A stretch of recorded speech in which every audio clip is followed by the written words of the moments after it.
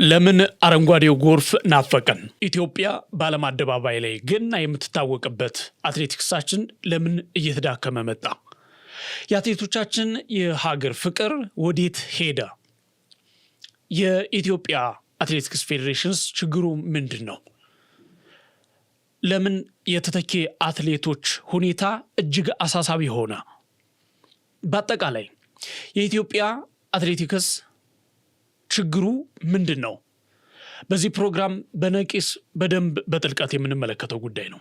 እንግዲህ አሁን ላይ ከኢትዮጵያ ኋላ የመጡ ሀገራት ከኢትዮጵያ ፊት ላይ እየተመለከትናቸው ነው እና ከኋላ የመጡ ሀገራት ለምን ኢትዮጵያን ቀደሟት? ለምን እየቀደሟት መጡ? እነማን? በኋላ ላይ የምናየው ጉዳይ ነው። ከፊት ነበርን፣ አሁን ወደ ኋላ እየመጣን ነው በዚህ የአትሌቲክስ ዘርፍ ላይ እና የኢትዮጵያ አትሌቲክስ በተለይ ደግሞ በረዥም ርቀት የአረንጓዴው ጎርፍ እየተባለ በሀገራችን እጅግ በጣም በኩራት የሚነሳ በዓለም አደባባይ የሚታወቅ በጣም ገናና የሆነ የድል አድራጊነት አርማችን ተደርጎ የሚወሰድ ይህ ስም ወይም አረንጓዴው ጎርፍ አሁን ላይ ናፍቆናል ማለት ይቻላል። አብዛኛው ሰው በዛ ትዝታ ውስጥ ነው ያለው። ያ ከፍተኛ ጀግንነት፣ ያ ከፍተኛ እልህኝነት፣ ወኔነት፣ መተባበር የነበረበት ጊዜ አሁን ላይ እየተመለከትነው አይደለም እና በአጠቃላይ ከቅርብ ጊዜ ወዲህ የኢትዮጵያ የአትሌቲክስ ታሪካዊ ኃያልነት እየተዳከመ እያሳሰበ የመጣ ጉዳይ ሆኗል። ለዚህ መደብዘዝ ወይም መቀዛቀዝ ዋና ዋና ምክንያቶች ምንድን ናቸው?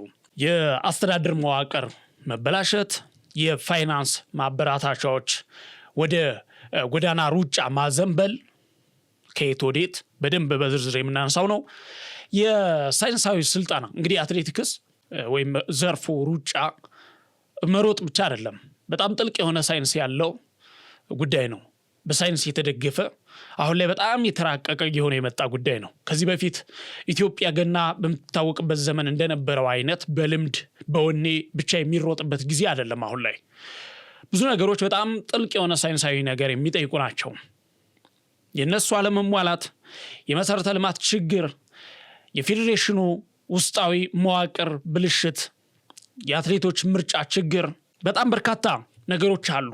በተለይ ደግሞ የተተኪ አትሌቶች ምርጫ፣ ከዛም ባሻገር ቦታዎች፣ የልምምድ ማድረጊያ ቦታዎች፣ የውድድር ቦታዎች እና ኢትዮጵያ በዘልማድ የምታደርጋቸው አሁንም ድረስ የምታደርጋቸው ልምምዶች በዓለም መድረክ ላይ የምናውቀው እኒያ በጣም አንድነት፣ መተባበር፣ እጅና ጓንት የመሆን እና አንዱን አሾልኮ ድል የማድረግ የመተባበር ባህሪ፣ የኢትዮጵያዊነት መንፈስ፣ የሀገር ፍቅር መንፈስ፣ የሀገሬ ልጅ ካሸነፈ ሀገሬ ካሸነፈችን የምንቸገረ የመጨረሻስ በወጣ እሱ እንዲወጣ ግን ልርዳው የሚለው ያ ወኔ፣ ያ ኢትዮጵያዊነት ትብብር አሁን ላይ እያየ ነው ያልሆነው እና ቀደም ልባችንን በደንብ በደስታ ሞልቶ በኢትዮጵያዊነት ሞልቶ ኢትዮጵያን በአንድ ሲያሰባስበን፣ በአንድ ቋንቋ ሲያነጋግረን፣ በጉጉት ውድድሮች እንድንጠብቅ ሲያደርገን የነበረው ያ ባህል አሁን ላይ ያለ ወዴት ሄደ? በደንብ በዝርዝር የምንመለከታቸው ነገሮች አሉ። በተለይ ከጠቀስናቸው ነገሮች ጋር ተያይዞ በቅርብ ዓመታት በተካሄዱ ዓለም አቀፍ ውድድሮች ላይ ለምሳሌ በፓሪስ ኦሎምፒክ እና በቶኪዮ ዓለም አትሌቲክስ ሻምፒዮና ላይ ኢትዮጵያ ያገኘችው ውጤት ከታሪኳ አንጻር በጣም እጅግ ዝቅተኛ ነው እና ለምን የሚሉትን ነገሮች ምክንያታቸውን፣ እንደዚሁም ደግሞ ከዚያ በተጨማሪ መፍትሄውስ ምንድን ነው የሚሆነው? አሁን ከኋላ የመጡ ሀገራት ኢትዮጵያን እየቀደሟት ሲሆኑበት ምክንያት ምንድን ነው? ከነሱ ምንድን ነው ምንማር? ምንድን ነው ማሻሻል ያለብን? እንዴት ነው መነሳት ያለበት? እንደገና ከዚህ ጋር በተያያዘ በታሪክ የምናውቀውን በአይናችን ካየነው ከተለያዩ የስፖርት ዓለም አንግል የተመለከትናቸውን ዝርዝር ጉዳዮች በጥልቀት እንመለከታለን በዛሬው ዝግጅታችን። ቤተሰቦቻችን እንግዲህ ከዚሁ ጋር በተያያዘ በታሪክ የምናውቀውን በአይናችን ያየነውን እንደዚሁም ደግሞ ከተለያዩ የስፖርቱ ዓለም አንግል የተመለከትናቸውን ዝርዝር ጉዳዮች እያነሳነን እነዚህን ጉዳዮች ለነገ አትሌቶቻችን፣ አትሌቲክሳችን ለኢትዮጵያ እጅግ በጣም ይጠቅማል ያልነውን ጉዳይ እያነሳነን ችግሩን እስከ መፍትሄው እያጣቀስን ቆይታ እናደርጋለን። ቤተሰቦቻችን ገበያ ስፖርት ከሜዳ ባሻገር የምንገኘው ነሐሴ 5 ዕለተ ማክሰኞ 2018 ዓ.ም አመሻሽ ላይ ነው። ገበያ ስፖርት ከሜዳ ባሻገር በዕለቱ ዝግጅቱ በዚህ የምሽት ፕሮግራማችን በሰፊው እነዚህን ጉዳዮች በጥልቀት እያነሳንን ቆይታ እናደርጋለን። ፕሮግራሙን እየመራው የመረጃዎችን ወደ እናንተ እያደረስኩ ቆይታ የማደርገው እኔ መኮንን አልማው ነኝ። እስከ መጨረሻው ድረስ አብራችሁ እንድትቆዩ በአክብሮት ነው የምጋብዘው።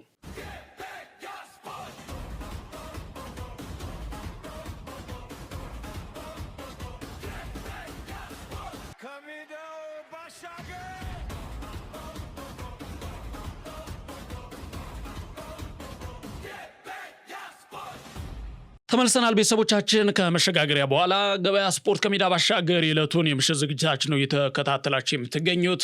ስለ አትሌቲክሳችን በደንብ እንነጋገራለን። ቀዳሚ አድርገን የምናነሳው ለኢትዮጵያ የአትሌቲክሱ ዘርፍ ላይ ምንድነው ያለው ችግር የሚለውን ነው ቀዳሚ የምናደርገው። በኋላ ላይ ወደ መፍትሄዎቹ እናመራለን እና በቀዳሚነት የምናነሳው እንግዲህ በኢትዮጵያ አትሌቲክስ ዘርፍ ላይ የነበሩ በጣም አነጋጋሪ የነበሩ ነገሮች አሉ። የምታውቋቸው ሀገር ያወቃቸው ፀሐይ የሞቃቸው ጉዳዮች ነበሩ። በፌዴሬሽኑ ውስጥ የነበሩ አተካራዎች፣ ሰጣ ገባዎች፣ የአመራር ቀውስ፣ የከረረ የአስተዳደርና የፖለቲካ ቀውስ ነበር ማለት ይቻላል። እነሱ ነገሮች የምታስታውሱት ነው። እንግዲህ የኢትዮጵያ አትሌቲክስ ፌዴሬሽን እና የኢትዮጵያ ኦሎምፒክ ኮሚቴ ስፖርቱን እንዴት እየመሩት እንዳሉ እንደቆዩ ምን ያህል ክፍተቶች እንዳሉ ምናልባት ጉንጭ ከማልፋት ባሻገር የምታውቁት ነገር ነው። ብዙ እንደጋግመው ነገር የለም። ነገር ግን ይሄ በአትሌቲክስ ዘርፉ በእነዚህ ሁለት ተቋማት ውስጥ ወይም ደግሞ በኢትዮጵያ ኦሎምፒክ ኮሚቴና በአትሌቲክስ ፌዴሬሽኑ መካከል የነበረው ሰጣ ገባ፣ አተካራ፣ ግጭቶች፣ ቀውሶች አትሌቲክሱን ምን ያህል እንደጎዱት ምን ያህል እንደበደሉት ባየናቸው ዓለም አቀፍ ውድድሮች ላይ አረጋግጠናል። የነሱ አለመረጋጋት፣ አንድ አለመሆን፣ የስልጣን ሽሚያዎች፣ የቦታ ሽሚያዎች፣ የእርስ በርስ ኩርፊያዎችና ግጭቶች ምንድነው ይሄ የዝሆኖች ግጭት ለሳሩ ነው የሚባል ነገር አለ። የነሱ አንድ አለመሆን፣ አለመጋጨት፣ አለመስማማት እና ሌላ ተጓዳኝ ችግሮች አትሌቲክሱ ላይ ከፍተኛ የሆነ ችግር ፈጥረዋል። እሱ አንድ የሚነሳ ነው። ከዚሁ ጋር ተያይዞ መነሳት ያለበት አንደኛው ነገር የአመራር ብቃት ማነስ ነው። የአመራር ብቃት ማነስ ሲባል ምናልባት ያው በምታስታውሱት ይሆናል ብዬ አስባለሁ። የቀድሞ ድንቁ አትሌታችን የኃይሌ ገብረስላሴም ያነሳው ነገር ነበረ። እንግዲህ ምንድነው እሱን ጨምሮ ሌሎች በርካቶችም ብለዋል። አትሌት ኃይሌ ገብረስላሴን ጨምሮ ሌሎች ያነሷቸው ነገሮች ነበሩ። በባለሙያ ደረጃ ያሉ ሰዎችም የስፖርት አመራር ምርጫዎችን ዲሞክራሲያዊ ባለመሆናቸውና ስፖርቱን የማያውቁ ፖለቲከኞች በዚህ ጉዳይ ላይ ወይም ደግሞ በዘርፉ ላይ ተሰግስገዋል፣ ውስጥ ላይ አሉበት እና በደንብ የምናውቀውን ነገር እንዳንሰራ እንቅፋት ይሆናሉ ወይም ደግሞ ስፖርቱ እንዳያድግ እነዚህ ሰዎች ማነቆ ናቸው የሚባሉ በዝርዝር በግልጽ ሲነገሩ የነበሩ ሰዎች አሉ። የሆነ ወቅት በጣም በተጋነነ ደረጃ በደንብ በጣም ዓለም በሚያውቀው ደረጃ ወጡ የነበረ መነጋገሪያ የነበረ ነገር አለ። አንደኛው ነገር ይሄ ነው። ለአትሌቲክሱ ማነቆ የሆነ ወይም ችግር የሆነ አንደኛው ነገር። ሌላው የአትሌቶች ቸል መባል የሚነሳ ጉዳይ ነው። ወደ ኋላ ላይ በሰፊው የምናነሳው ነገር አለ። ሀገር እስከ መቀየር የደረሱ በርካታ ኢትዮጵያውያን አትሌቶች እኮ አሉ።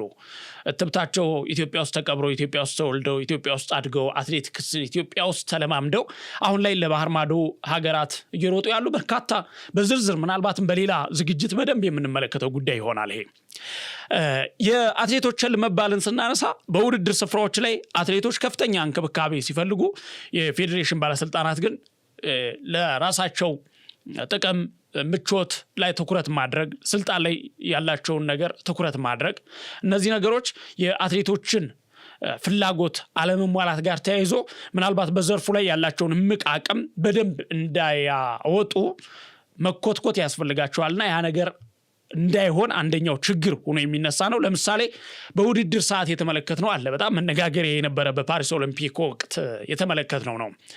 በርካታ ቤተሰቦቻችን ታውቁታላችሁ ብዬ አስባለሁ። አትሌት ምስጋናው ዋቁማ የእርምጃ ውድድር ተወዳዳሪ ነው በሰዓቱ። እዛ ውድድር ላይ ውሃ የሚያቀብለው ሰው አጥቶ ምን ያህል ተቸግሮ እንደነበረ ማፈሪያ ሆነ እንደነበረ የምናስታውሰው ነው። ይሄ አንድ የእንክብካቤ ጥረት ነው። እንኳን አይደለም በልምምድ ጊዜ በውድድር ሰዓት እንኳን እንክብካቤ ጎሏቸዋል አትሌቶቻችን። ያንን ነገር በግልጽ የተመለከትንበት አጋጣሚ ነበረ። ይሄ እየታየ እንክብካቤ እኮ ልጅም እኮ ወላጆቹን እስከ መካድ የሚደርሰው አንደኛ የምፈልገውን ነገር አጣሁኝ ነው ከሚል የተነሳ ነው። ስለዚህ ዘርፉ ላይ ያሉ ሰዎችም ለሀገርም ለራሳቸውም ቢሆን በምንም መንገድ ቢሆን ያላቸውን እምቅ አቅም አውጥተው እንዲጠቀሙ እንክብካቤ ያስፈልጋቸዋል። በየትኛውም ሁኔታ ላይ እንኳን እነሱ አይደለም የትኛውም አካል ይህን ነገር ይፈልጋል። ይህን እንደ ምሳሌ አነሳ ነው እንጂ ሌሎች በርካታ ነገሮችን እናነሳለን። ስለዚህ ውስጥ ላይ ያሉ ችግሮች አንደኛ ማሳያ ነው። ሌላኛው የምርጫ ጉዳይም ምናልባት ከአድሏዊነት ጋር ተያይዞ በርካታ ጊዜ የሚነሱ ጥያቄዎች አሉ። ከአድሏዊ አሰራርነት አትሌቶችን ለብሔራዊ ቡድን በሚመርጡበት ወቅት ግልጽ የሆነ የብቃት መለኪያ ከመጠቀም ይልቅ ጎን ለጎን ወይም ደግሞ በግል ግንኙነት ላይ በመመስረት እንደዚህ የሚደረጉ ምርጫዎች አሉ። በግል ግንኙነት ከብቃታቸው ይልቅ የግል ግንኙነታቸው ላይ የተመረኮዘ ምርጫ፣ ይሄ ለሀገርም ለአትሌቶችም ለአትሌቲክሱም በጣም መጥፎ ነገር ነው። አንደኛው ነገር እሱ ነው እና የብዙዎችን ጠንካራ የኢትዮጵያ አትሌቶች ሞራል የሰበረ ጉዳይ ይሄኛው ነው። በግል ትውውቅና በተለያዩ ተጓዳኝ ጉዳዮች አትሌቶችን መምረጥ በብቃታቸው ሳይሆን እነዚህ ነገሮች በኢትዮጵያ ብዙ ጊዜ የተመለከትናቸው ነገሮች ናቸው። ለአትሌቲክሱ እንደ አንድ ችግር የሚነሳ ጉዳይ ነው ይሄ። ሌላኛው ደግሞ ምናልባት በተለየ ደግሞ የምንመለከተው ምንድነው? በዚህ በውድድር ሰዓት የአትሌቶች የመወዳደሪያ ምርጫ ነው። የመወዳደሪያ ምርጫ ማለት ኢትዮጵያ ቀደምት ከምትታወቅባቸው ይልቅ ወደ ሌሎች ዘርፎች ወይም ደግሞ ከሽልማት ጋር የተያያዘ የመወዳደሪያ ትራክ ምርጫ ነው። እሱን ስናነሳ ከትራክ ሩጫ ወደ ማራቶን ሩጫ የመሸጋገር ጉዳይ፣ እሱን ለማንሳት ምንድነው የምናነሳው? እንግዲህ ባለፉት 10 ዓመታት አትሌቶች የትራክ ውድድሮች ላይ ወይም ደግሞ የ5000 እና የ10000 ሜትር ውድድሮች ላይ በጣም ጥሩ ውጤት የነበረን ነው።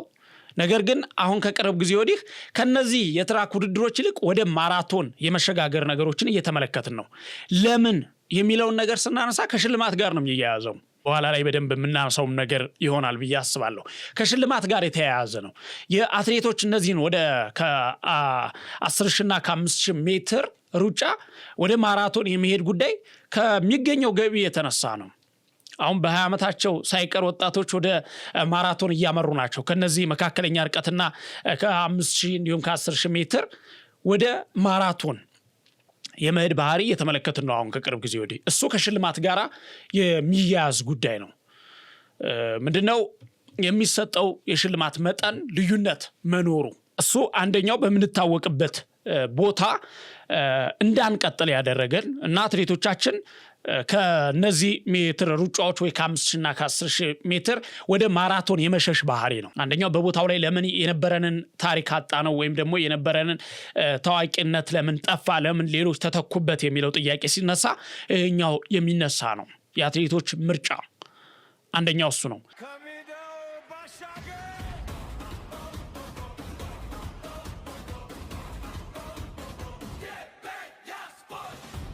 የገንዘብና ጥቅማ ጥቅም ኢኮኖሚካሊ ጫናውን እናንሳ። ከዚሁ ጋር ተያይዞ ይሄን ምንድነው በዓለም አቀፍ ደረጃ በረጅም ርቀት የትራክ ውድድሮች የሚገኘው የገንዘብ ሽልማት ክፍያ ከነዚህ ካልናቸው ከ10000 እና ከ5000 ሜትር ጋር ተመጣጣኝ አለመሆን ወይም ደግሞ አነስተኛ መሆን ነው። በማራቶን የሚገኘው ከ10000 እና ከ5000 ሜትር የበለጠ መሆን፣ የ5000 እና የ10000 ሜትር ዝቅ ያለ መሆን አትሌቶች ገና በወጣትነታቸው በ20 ዓመታቸው የማራቶን ሯጭ ለመሆን ሲያቅዱና ወደዚያ ፊታቸውን ሲያዞሩ ሲሸሹ እየተመለከትን እንገኛለን። በአንጻሩ ማራቶንና የጎዳና ላይ ሩጫዎች ደግሞ በሚሊዮን የሚቆጠር ዶላር ስለሚያስገኙ ወጣት አትሌቶች ገና በ20 ዓመታቸው እንዳልነው የትራክ ሩጫን በመተው ወደ ማራቶን ይገባሉ ማለት ነው። ሌላው የትራክ አትሌቶች መታጣትንም በዚሁ አንስተን እንለፍ። እንግዲህ ይህ የገበያ ሽግግር ሀገሪቱ በታሪክ እንደነ ቀነኒሳ በቀለ እንደነ ጥሩነሽ ዲባባ እና እንደነ መሰረት ደፋር ያሉ የትራክ ንግስቶቻችንና ነገስታቶቻችን ብለን የምንጠራቸውን አትሌቶቻችን ምናውቅበት ነውና ያን እንድናጣ አድርጓታል ኢትዮጵያን። እዚህ ጋር ስናንሳ ዛሬ ላይ እንግዲህ በዓለም መድረክ 5000 እና 10000 ሜትር ላይ ኢትዮጵያ ወይም ሀገራችን ኢትዮጵያን በልበ ሙሉነት ወክሎ ወርቅ የሚያመጣ አትሌት ማግኘት አሁን ላይ ታሪክ ሆኖብናል ለኛ። ከዚህ በፊት እንዳልናቸው የጠቀስናቸውና ሌሎች በጣም ትልልቅ የኢትዮጵያ አትሌቶች የነገሱበት መድረክ ላይ አሁን ላይ ኢትዮጵያ ያጣችበት ነው። በዚህ መድረክ ላይ አትሌት ያጣችበት ወቅት ሆኗል። ሌላኛው ለኢትዮጵያ አትሌቲክስ እንደ ትልቅ ችግር ነው ብለን የምናነሳው ነገር ከዘመኑ ጋር አብሮ አለመዘመን ነው። በአትሌቲክሱ ዘርፍ ላይ ከዘመኑ ጋር አብሮ አለመዘመን ወይም ደግሞ ዘመናዊ ሳይንስን አለመጠቀም የምናነሳው የአሰልጣኝነትና የልምድ ሳይንስ ወደ ኋላ መቅረት አንደኛው የምናነሳው ለዚህ ወይም ደግሞ ባህላዊ አሰራር ስንል ምንድነው? አሁንም በአብዛኛው በአሮጌውና በልምዳዊ ወይም ደግሞ የልምድ መንገዶች ላይ የተመረኮዘ ልምምድ ማድረግ፣ ስልጠና መስጠት እነዚህ ናቸው። እንግዲህ ይሄንን ስንመለከት የሳይንስ እጥረት አጋጥሞናል ማለት ነው። እንዳልነው አትሌቲክሱ በጣም ሳይንስ የሚፈልግ ነው። አሁን ላይ በልምድና በወኔ በዚህ በኢትዮጵያዊነት ወኔ ሮጣን ብቻ የምናሸንፍበት አይደለም። በጣም ቴክኒክ የሚጠይቅ ወይም ደግሞ ከቴክኒክ ጋር በደንብ የሚያላምድ ሳይንስ አለው አትሌቲክሱ። አሁን ላይ በጣም ረቋል። ሌሎች ሀገራቶች ላይ የተቀየሩበትን ጥናት ብንመለከት በጣም ሰፊ ዳሰሳ የሚጠይቅ ጥብቅ የሆነ ሚስጥር ያለው ጉዳይ ነው ይሄ። ከዚሁ ጋር ስናነሳ የሌሎች ሀገራት ስፖርተኞች የአመጋገብ የቴክኖሎጂና የስነ ልቦና ሳይንስን አቀናጅተው በመስራት ነው አሁን ውጤታማ እየሆኑ ያሉት። ለምን ኢትዮጵያ ወደ ኋላ ቀርታ ሌሎች ሀገራት ወደፊት መጡ ስንል እነዚህ ነገሮች ኢትዮጵያ ውስጥ እየተተገበሩ አይደለም፣ ሌሎች ሀገሮች ግን እነዚህ ነገሮች እየተተገበሩ ነው ማለት ነው። ስለዚህ በኢትዮጵያ በኩል በልምድ እና በነበረው ወኔ በኢትዮጵያዊነት በታሪክ ማንነታችን ለመወዳደር ለመፎካከር ለማሸነፍ ስንሞክር ሌሎች ግን በሳይንስ በጥበብ ባልናቸው በስነ ልቦና በስፖርት አመጋገብ በቴክኖሎጂ ታግዘው ይቀድሙናል የቀደሙን ናቸው። ለዛ ነው እነሱ ወደፊት እኛ ወደ ኋላ እየሆንን ያለ ነው። አንደኛው እሱ ሰፊ ከኛና ከነሱ መካከል በዚህ ረገድ ሰፊ ልዩነት እንዲፈጠር ወይም ክፍተት እንዲፈጠር አድርጓል። የኢትዮጵያ ስልጠና አሁንም ድረስ በባህላዊ በወኔ በልምድ ላይ የተመረኮዘ መሆኑን በበርካታ ሁኔታዎች እየተመለከትን ነው የምንገኘው። ስለዚህ ይሄ መሻሻል አለበት። በኋላ ላይ በደንብ መፍትሄው ላይ ስንመጣ የምናያቸው ነገሮች አሉ። ሌላው ደግሞ የስፖርት ሕክምናና ቀደም ብለን ያልነው አለ የአመጋገብ ክፍተት ጭምር በዋናነት የሚነሳ ነውና የዓለም አትሌቲክስ አሁን የደረሰበትን የቴክኖሎጂ ደረጃ ለምሳሌ የልብ ትርታ መለኪያ፣ የሰውነት ፈሳሽ ቁጥጥርና የባዮ ሜካኒክስ ትንተና የኢትዮጵያ ስልጠና ካምፖች ላይ ተግባራዊ እየሆነ እያየነው አይደለም። አሁን ላይ ወይም ጥቅም ላይ እየዋለ አይደለም ወይ አይጠቀሙም ማለት ይቻላልና በአትሌቶች አመጋገብና ስነልቦና ዙሪያ የሚሰሩ ስራዎች ወይም ደግሞ በዚህ ዘርፍ ላይ የሚሰሩ ባለሙያዎች በብሔራዊ ቡድኑ ደረጃም ቢሆን እንዳሉ እርግጠኛ አይደለም ወይም የለም በሚል ድምዳሜ ደረጃ ነው ያገኘናቸው መረጃ የሚጠቁሙት። ይሄ ጉዳይ ካልተቀረፈ ከዘመኑ ጋር አብሮ የመዘመን ጉዳይ ውሃ የሚበላው ነው የሚሆነው። ይሄንን ተከትሎ የሚመጡ ደግሞ ሌሎች ችግሮች አሉ። በዚህ ዙሪያ ላይ በነገራችን ላይ እነዚህን ሳይንሳዊ አመጋገብ የስነ ልቦና ጉዳዮችን ተከትለን ወይም ዘመናዊ የስልጠና መንገዶችን ተከትለን ቴክኖሎጂውን ተጠቅመን ካልሄድን በውድድሩ መሸነፍ ብቻ አይደለም አለመወዳደርን ሁላ ይዞብን ይመጣል። እንዴት አለመወዳደር ይመጣል ለሚለው ነገር ለምሳሌ ጉዳት የሚያስከትል ነው የሚሆነው። ጉዳት ተደጋጋሚ ጉዳት። ይህ እንግዲህ ሳይንሳዊ እገዛ ማጣት አትሌቶች በስልጠና ወቅት በቀላሉ እንዲጎዱና የረጅም ዓመታት ስኬታማ የውድድር እድሜ ሳይኖራቸው በወጣትነታቸው ከውድድር መድረክ እንዲወጡ ያደርጋቸዋል፣ ከሩጫው እንዲርቁ ያደርጋቸዋል። ጉዳት ምን ያህል ፈታኝ እንደሆነ የስፖርቱ ዓለም ያውቀዋል። በጣም ብዙ አትሌቶች ከአትሌቲክሱ ባሻገር በሌሎች ዘርፎች ላይ ያሉ በሌሎች የስፖርት ዘርፎች ላይ ያሉ ስፖርተኞች በጉዳት ምን ያህል እንደሚሰቃዩ እናውቃለን። በእግር ኳሱ ዘርፍ በርካታ ቤተሰቦቻችን የምታውቁት ነው ምን ያህል ችግር እንዳለ። አትሌቲክሱ ላይም እንደ ትልቅ ችግር የሚታየው እሱ ነው። የሕክምና ባለሙያዎች ትልቁ የአመጋገብና የሕክምና ባለሙያ አስተዋጽኦ የሚያደርገው አንደኛ ጤናማነት ነው። ጤናማነት በምንበላው ምግብ በምንጠጣው ውሃ ላይ ሳይሆን እዚያ ላይ የተመረኮዘ ብቻ ሳይሆን እንደዚሁ አካላዊ ጉዳት እንዳይኖር አትሌቶች ለረጅም ጊዜ መድረኩ ላይ እንዲቆዩ እንዲወዳደሩ ያለ ጉዳት እንዲቀጥሉ የሚያደርጉ በርካታ ትሪትመንቶች አሉ በዚህ በኩል እና ያ ነገር ቀላል አይደለም። የተደጋጋሚ ጉዳትን ለመቅረፍ ደግሞ ምን እንደሚያስፈልግ ቀድመን ያነሳናቸው ጉዳዮች ናቸው። ሳይንሱን የተከተሉ ነገሮች ማድረግ ነው። ከዘመኑ ጋር አብሮ መዘመን ነው። አሁን ላይ በጣም ኮምፒቲሽኑ በጣም ከባድ ነው። ያንን ለማድረግ ይህን ነገር መስራት መተግበር እጅግ በጣም አስፈላጊ ጉዳይ ነው። ሌላኛው የዝቅተኛ ሽግግር ጉዳይ ነው ወይም የአትሌቶች ተመን ከፍ ማለት የአትሌቶች ተመን። እሱን ነገር ስናነሳ ጥናቶች እንደሚያሳዩት ከሆነ በታዳጊዎች ወጣት ወይም ደግሞ በታዳጊ ወጣቶች የዓለም ሻምፒዮና ላይ ሜዳሊያ የሚያመጡ የኢትዮጵያ አትሌቶች ወደ ዋናው ወይም ደግሞ ወደ ሲኒየር ብሔራዊ ቡድኑ ለመቀላቀል ወይም ወደዚያ የመሸጋገር እድላቸው ከ23.8% በታች እንደሆነ ነው የሚያሳየው ጥናቱ። ታዳጊዎች ወደ ሲኒየር ብሔራዊ ቡድን ለመቀላቀል ወይም የመቀላቀል እድላቸው ከ23.8% በታች ነው እና አብዛኛዎቹ ወጣቶች በአንድ ውድድር ብቻ ታይተው ይጠፋሉ። እንግዲህ እነዚህ ታዳጊ አትሌቶች ወደ ሲኒየር ብሔራዊ ቡድኑ አልተቀላቀሉም ማለት ምንድነው እድላቸው? እድሜያቸው እየሄደ ነው የሚሄደው። ከዛም ባሻገር መበደል ይሰማል። ይሄ የመገፋት ስሜት ይመጣል። እንክብካቤ የማጣት ያለመፈለግ ስሜት ይመጣል። ያኔ ብዙ ነገሮች ይከተላሉ። አንደኛ ያ ሰው ከውድድሩ ጨርሶ እንዲርቅ ሊያደርገው ይችላል። ሁለተኛ የሀገር ፍቅሩ እንዲጠፋ ያደርገዋል። አትሌቲክሱን መድረኩን እንዲጠላው ሊያደርገው ይችላል። ሀገር እስከ መቀየር ያደርሰዋል።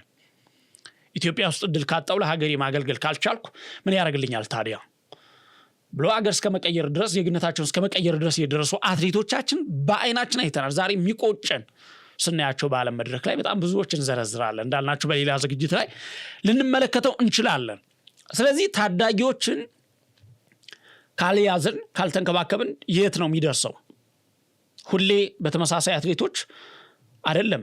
ምንድነው ሲፈጭ ሲቦካ ሲሞት ሲተካ ይባላል። ስለዚህ ካልተተካካ የአትሌቲክሱ ሂደት ውህደቱን ጠብቆ ካልሄደ እንዴት ይሆናል? አሁን ከዚህ ጋር ተያይዞ ነው የእድሜ ማጭበርበርን የምናነሳው። ምናልባት ስለ እድሜ ማጭበርበር ስናነሳ ክለቦችና ክልሎች የረጅም ጊዜ አትሌት ከመቅረጽ ይልቅ አሁን ለሚያገኙት ጊዜያዊ ሜዳሊያ ሲሉ የእድሜ ማጭበርበር ሲፈጽሙ ብዙ ጊዜ ተመልክተናል።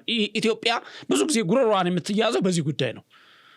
እስከ ቅርብ ጊዜ ድረስ እያየ ነው ያለው የእድሜ ማጭበርበር ወይም ደግሞ ይሄ ኤጅ ቺቲንግ የሚባለው እሱ ነገር ማንሳት እንችላለን። እዛ ውስጥ እየገባ ነው ብዙ አትሌቶች እንዲጎዱ የተደረገው፣ እንዳይወዳደሩ እድሉን እንዲያጡ የተደረጉት ብዙ አትሌቶች ከቪዛ አሁን ሰሞኑን እንደዚሁ አይነት ነገሮች ተከስተዋል። ለምን? በቦታው ላይ እነዚህ ነገሮች ትልልቅ አትሌቶች እድሜያቸው ተቀንሶ በወጣቶች ውድድር ላይ ስለሚሮጡ ያው ሜዳሊያ ያመጣሉ የሚል ተስፋ አለ። በዚያ ምክንያት እነዚህ ልምድ ያላቸው በእድሜ ከፍ ያሉ አትሌቶች እንዲገቡ ሲደረጉ ቆይተዋል። ስለዚህ ትልልቅ አትሌቶች እድሜያቸው ተቀንሶ በወጣቶች ውድድር ላይ ስለሚሮጡ ሜዳሊያ ያመጣሉ ተብሎ ይታመናል። ነገር ግን እውነተኛ ወጣቶች ባለመሆናቸው ወደ ዋናው ቡድን ሲያልፉ አቅማቸው ተሟጦ ስለሚያልቅ እንግዲህ ሀገር ተተኪ አትሌት ታጣለች በዚህ ምክንያት ማለት ነው። ይህን ነገር ማንሳት ይቻላል። ብዙ ድል ነው የሚነፍገው። ትላንትና ባነሳነው ዝግጅታችን ላይም ብዙ ነገሮችን እዚህ ጉዳይ ላይ አንስተናል፣ ከእድሜ ጋር የተያያዙ ጉዳዮችን። ሌላኛው ከመሰረተ ልማትና ከውድድር ስፍራ እጥረት ጋር የተያያዙ ናቸው። አትሌቶች እንግዲህ በነፃነትና በጥራት የሚለማመዱባቸው የስልጠና ስፍራዎች በከፍተኛ ሁኔታ አሁን ላይ እየቀነሱ መጥተዋል። ይሄ አንደኛው የስቴዲየም መዘጋት ነው። የአዲስ አበባ ስቴዲየም ለረጅም ጊዜ ለእድሳት መዘጋቱና የታሪክ ማህደር የሆነው የጃን ሜዳ ስቴዲየም ወይም ደግሞ የጃን ሜዳ ዓለም አቀፍ ወይም የክሮስ ካንትሪ መወዳደሪያ ለተለያዩ አገልግሎቶች መዋሉ ይህንን ጉዳይ ለአገር ውስጥ ውድድሮች ትልቅ መሰናክል እንደሆነ እንደ አንድ ጉዳይ መነሳት የሚችል ነው። እንደዚሁ የስልጠና ካምፖች አለመስፋፋት፣ አሁን የነበሩንን ማጣት እና ለሌላ ነገር መጠቀም ወይም በእድሳት ምክንያት መዝጋት ብቻ ሳይሆን አለማስፋፋትም አንደኛው ነገር።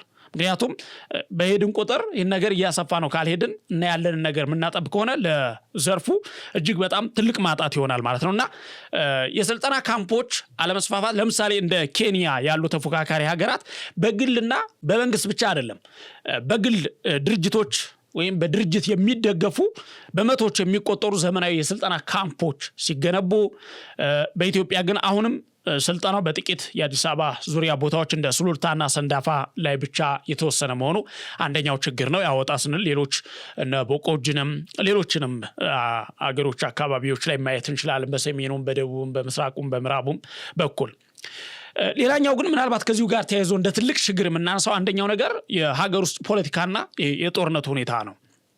ለምሳሌ ባለፉት ዓመታት በኢትዮጵያ የነበረው አለመረጋጋት ስፖርቱ ላይ ራሱን የቻለ ጠባሳ ጥሏል።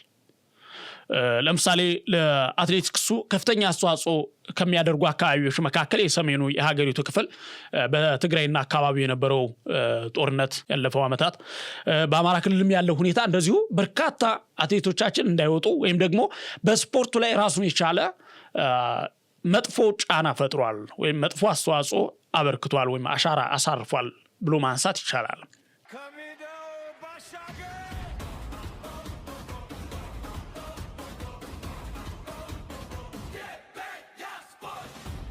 ቤተሰቦቻችን እየተከታተላችሁ የምትገኙት የነሐሴ 5 2018 ዓ.ም ዕለተ ማክሰኞ አመሻሽ ላይ ገበያ ስፖርት ወደ እናንተ እያደረሰ የሚገኘውን የምሽት ዝግጅቱን ነው። እንግዲህ በዝግጅታችን ላይ ለምን አረንጓዴው ጎርፍ ናፈቀን፣ የኢትዮጵያ አትሌቲክስ በዓለም ገናና የነበረውን ኃያልነቱን ወይም ዝናውን ለምን እያጣ መጣ፣ ምንድናቸው የፌዴሬሽኑስ የአትሌቲክስ ዘርፍስ ችግር ምንድነው፣ መፍትሄዎችስ የሚለውን ነገር እያነሳን ነው ከበርካታ ማጣቀሻዎችና ማስረጃዎች መረጃዎች ጋር አያይዘን። እንግዲህ ይህንን ነገር ስናነሳ የኢትዮጵያ አትሌቲክስ በተለይም ደግሞ የረጅም ርቀት ሩጫ አረንጓዴው ጎርፍ እየተባለ በዓለም አደባባይ በድል አድራጊነት የሚታወቅበት ወርቃማ ታሪክ አለው ነበረው። ሆኖም ግን ያው በቅርብ ዓመታት ውስጥ ይህ ታሪካዊ አቅም የተቀዛቀዘበትና የነበረ የበላይነት ይላላበት ሁኔታ ላይ ነው አሁን ያለ ነው። ለምን እሱ ነው ያንሳን ያለ ነው። ለዚህ መደብዘዝ ወይም መቀዛቀዝ ዋና ዋና ምክንያቶች ምንድናቸው? እንዳልነው ቀደም ብለን ያነሳናቸው በጣም በርካታ ነገሮች አሉ። አሁንም የምናነሳቸው በጣም ብዙ ነገሮች አሉ። ያው ቀደም ብለን የአመራር አለመረጋጋት፣ በኢትዮጵያ አትሌቲክስ ፌዴሬሽን ውስጥ የሚታዩ የአደረጃጀትና የውስጥ አስተዳደሮች ችግር፣ የአትሌቶች ምርጫ ግልጽነት ማጣት፣ ሌሎች ብዙ ነገሮች። ሌላው ደግሞ ምናልባት ቀደም ብለን ያነሳነው አንደኛው ነገር የሀገር ፍቅር ስሜት ነው። የሀገር ፍቅር ስሜት መቀነስ በቀደሙት የኢትዮጵያ አትሌቲክስ ታሪክ ላይ ያለው የኢትዮጵያዊነት የሀገር ፍቅር ስሜት አይደለም ሯጩን አይደለም ኢትዮጵያዊውን ለሌላው የሚያስቀና ለሌላው በጣም የሚያስቀና ስሜት ሰጪ የሆነ ትርጉም ያለው ነገር ነው። አደባባይ ላይ ዓለም ላይ ስናየው የነበረ ምናውቃቸው ጠቅሰን ማንጨርሳቸው ቀደምት አትሌቶቻችን በጣም የተለየ ሀገር ፍቅር ያለ ህዝቡን በአንድ እግሩ እንዲቆም ያደርገው ኢትዮጵያን በአንድ እግሯ በደስታ እንድትቆም የሚያደርግ ኢትዮጵያዊነት የሀገር ፍቅር የነበራቸው አትሌቶቻችን አሉ። ቀደምት አትሌቶች ለሀገር ክብርና ለባንዲራ ያላቸው ቁርጠኝነት ከፍተኛ የነበረ ነው፣ በጣም ከፍተኛ። አሁን ላይ ግን ስፖርቱ እንደ ስራና እንደ ኑሮ ማሻሻያ መታየቱ የሀገር ፍቅር ላይ ያለው ስሜት ደብዛዛ እንዲሆን አድርጎታል። እንዳልነው ነው ስፖርቱን እንደ ስራና እንደ ኑሮ ማሻሻያ አድርጎ ማሰብ፣ የራስ አድርጎ ማሰብ፣ የሀገር የህዝብ አድርጎ አለማሰብ፣ ይሄ ነገር በትልቁ ችግር የፈጠረ ነው ብዬ አስባለሁ።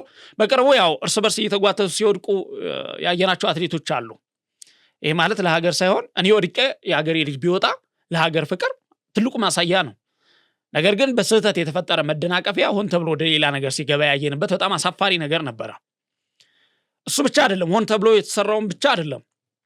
አሁን ላይ ያለው ይሄ እርስ በርስ ተጠባብቆ የሀገር ልጅ ሾልኮ እንዲሄድ የሚደረግበት መንገድ፣ አንዱ አሸናፊ እንዲሆን የሚደረግበት መንገድ፣ ሌሎችን የሰርክል ውስጥ አስገብቶ የሀገር ልጅ ተመንጥቆ እንዲወጣ የሚደረግበት መንገድ ቀድሞ ያየናቸው በጣም በብዙ መድረኮች ላይ ዘርዝረን የማንጨርሳቸው በጣም ብዙ መድረኮች ላይ ያየናቸው የማስቀደም የሀገር ልጅ የማስቀደም ወይም አሸንፎ እንዲወጣ የማድረግ ነገር በቅርቡም አልፎ አልፎ እያየናቸው የነበሩ ነገሮች አሉ፣ በተለይ በሴቶች በኩል እና እነሱ ነገሮች አለመኖር እንደ ትልቅ ነገር የሚነሳ ነው።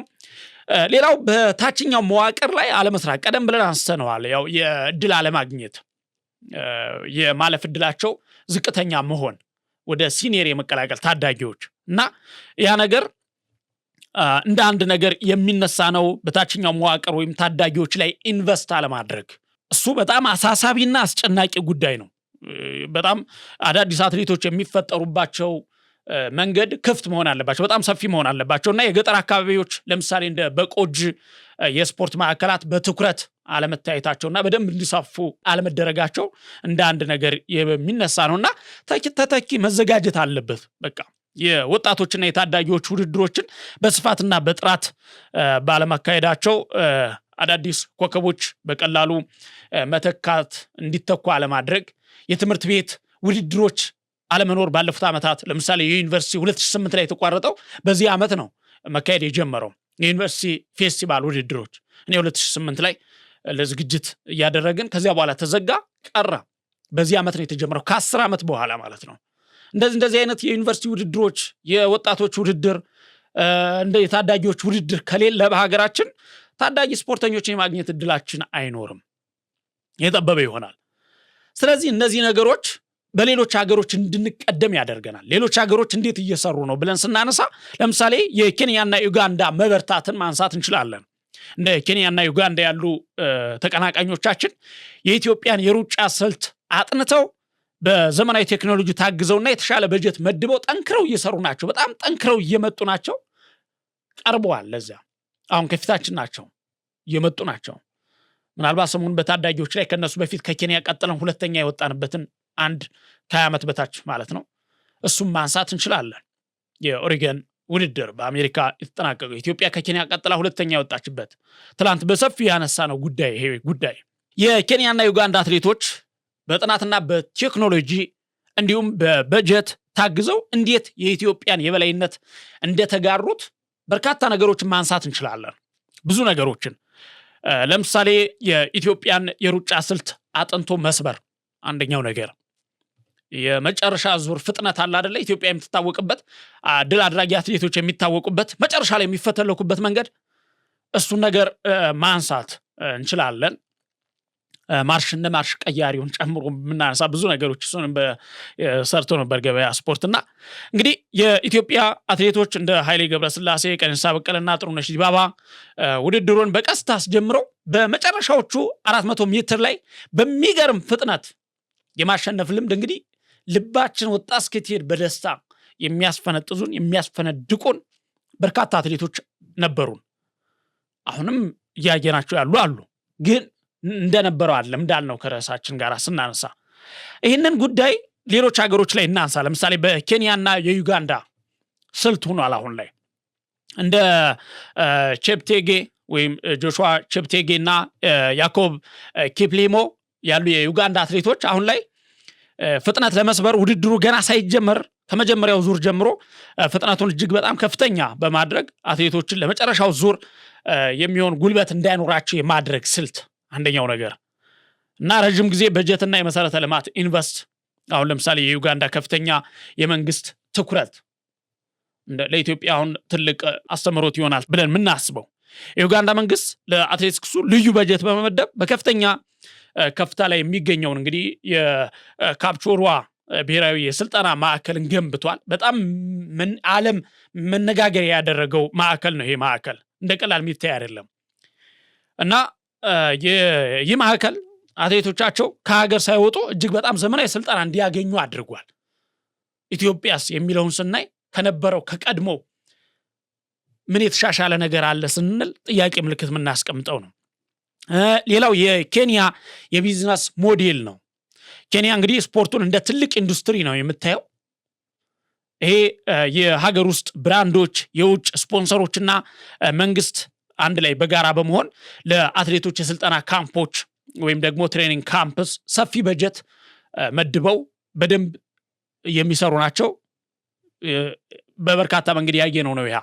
ሌላው ከውጭ አሰልጣኞች ጋራ ወይም ሳይንቲስቶች ጋር በቅንጅት መስራት ነው። ከውጭ አሰልጣኞች እንዳልነው ሳይንስ ነው ብለናል አይደለ? እና ከውጭ አሰልጣኞችና ሳይንቲስቶች ጋር በደንብ መስራት አንደኛው ነገር።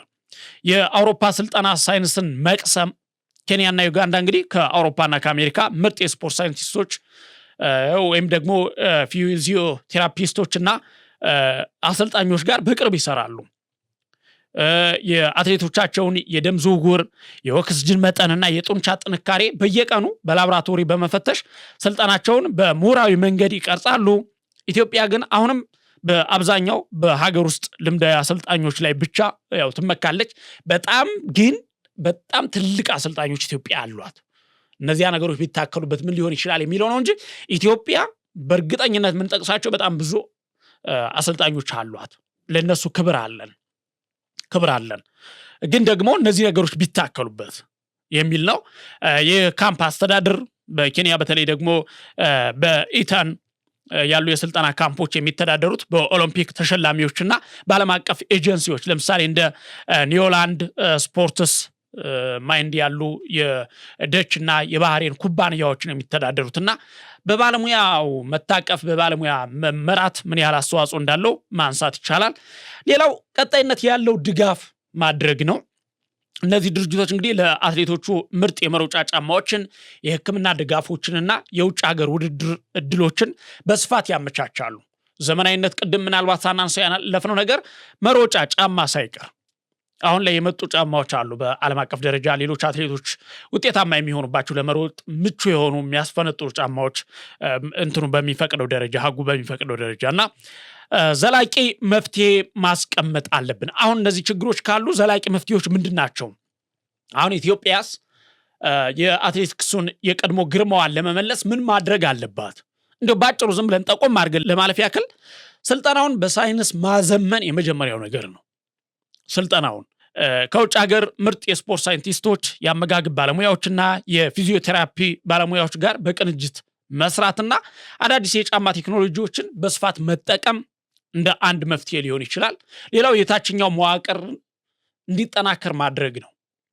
የታችኛው መዋቅር በየገጠሩ የሚገኙ የስልጠና ማዕከላትን በበጀትና በቁሳቁስ መደገፍ፣ እንዲሁም በትምህርት ቤቶች የስፖርት ውድድሮችን በስፋት ማዘጋጀት። ቀደም ብለን እንዳልነው የትምህርት ቤት ውድድሮች፣ የታዳጊዎች ውድድሮች በጣም መስፋት አለባቸው። እነሱ ነገሮች ካልተደረጉ ተተኪ አትሌቶችን የማፍራት ጉዳይ ህልም ሆኖ ነው የሚቀረውና ሌላው ደግሞ ከትራክ ሩጫዎች ላይ ማበረታቻ መስጠት ነው። ቀደም ብለን ለገቢ ሲባል ወደ ጎዳናና ወደ ማራቶን ውድድሮች አትሌቶች እያመዘኑ ናቸው። ከ5,000 እና ከ10,000 ሜትር ብለናል። ምክንያቱ ምንድነው? ድጎማዎች ወይም የሚገኘው ሳንቲምና ሽልማት ነው። ስለዚህ ያንን ነገር ባላንስ ማድረግ ነው። አትሌቶች ገና በወጣትነታቸው ወደ ማራቶን እንዳይሸሹ ለማድረግ በትራክ ውድድሮች ላይ የሚያሸንፉ ወጣቶች እንዲኖሩ ማድረግ፣ የተሻለ የሀገር ውስጥ ጥቅማ ጥቅምና የገንዘብ ሽልማት የሚያገኙበትን መንገድ ማዘጋጀት አንደኛው ወይም ማመቻቸት ነው። ሌላው ሙያዊና ግልጽ አሰራር መዘርጋት ነው እንደ መፍትሄ ሊሆን የሚችለው።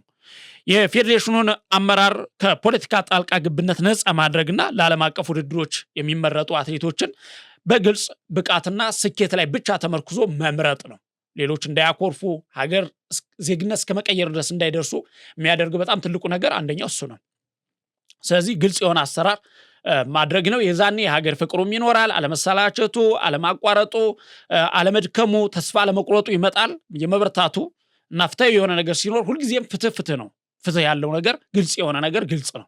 ስለዚህ እነሱን ነገሮች መዘርጋት ነው። ሌላኛው ግን ቀደም ብለን እንዳልነው ጎረቤት ሀገርና ስኬታማ የሆኑ ሀገራት አሁን ላይ ከፌዴሬሽኑ ባሻገር ከመንግስት ባሻገር የግል ተቋማትና ድርጅቶችን መጠቀም ነው። እዚህ ጋር ስናነሳ እንደ ኬንያውያን ሁሉ የሀገር ውስጥና የውጭ ድርጅቶች በስፖርቱ ላይ በስፖንሰርሺፕ መልክ በጀት መድበው ድጋፍ እንዲያደርጉ፣ እንዲያጠናክሩ፣ ወጣቶችን እንዲያቅፉ የማድረግ ነገር ካለ ስፖርቱ ላይ አሁንም መቀየር እንደገና መነሳት ይቻላል። እንደገና ከፊት መሆን ይቻላል። እነዚህ ነገሮች ለአብነት የተጠቀሱ ናቸው። ስለዚህ አንደኛ ፌዴሬሽኑ ላይ ያሉ ችግሮች መቀረፍ አለባቸው። እንደተባለው በሚመለከተው አካልና በደንብ እዚያ ቦታ ላይ ሊሆን በሚችል ሰው ተገኝ በሆነ ሰው መመራት፣ ለሀገር ፍቅርና ለአትሌቲክሱ በደንብ መስራት፣ ከራስ ይልቅ ሀገር ማስቀደም እና ውስጥ ላይ ያሉ ነገሮችን ማጥራት፣ አትሌቶች የሀገር ፍቅር እንዲኖራቸው ማድረግ፣ ተሰላችተው ሀገር እስከ መቀየር ድረስ እንዳይደርሱ የሚያደርጉ ንጽህና የተሞላባቸውን ውሳኔዎች መወሰን እና በግልጽ በሐቀኝነት በእውነት ላይ የተገነባ አሰራር መገንባት በጣም ወሳኙ ነገር ነው ብለን እናስባለን። ቤተሰቦቻችን እንግዲህ በዚህ ዝግጅታችን ላይ በሰፊው ብዙ ነገሮችን አንስተናል። ሆኖም ግን ምንም ያህል ብናወራበት ሰዓት ስለማይበቃን ገበያ ስፖርት የዕለቱን ዝግጅት በዚሁ ለመቋጨት ይወዳል። በሌላ ዝግጅቶች በሰፊው የምናነሳቸው በርካታ ጉዳዮች አሉ። ሌላ ጊዜም እንደዚሁ ልናነሳ እንችላለን። ለዛሬ ግን በዚሁ ለማብቃት እንገደዳለን። ቤተሰቦቻችን ፕሮግራሙን እየመራው መረጃዎችን ወደ እናንተ ሳደርስ የነበረውን የመኮንን አልማው ነኝ። እናንተም አብራችሁን ስለነበራችሁ ከልብ እናመሰግናለን። ሀሳብ አስተያየቶቻችሁን እናንተም በኮሜንት ሳጥናችን ውስጥ እንድታስቀምጡልን እንጋብዛለን። ነገ በሌላ ዝግጅት እስከምንገናኝ መልካም ሌሊት እንዲሆንላችሁ ከልብ ተመኘው።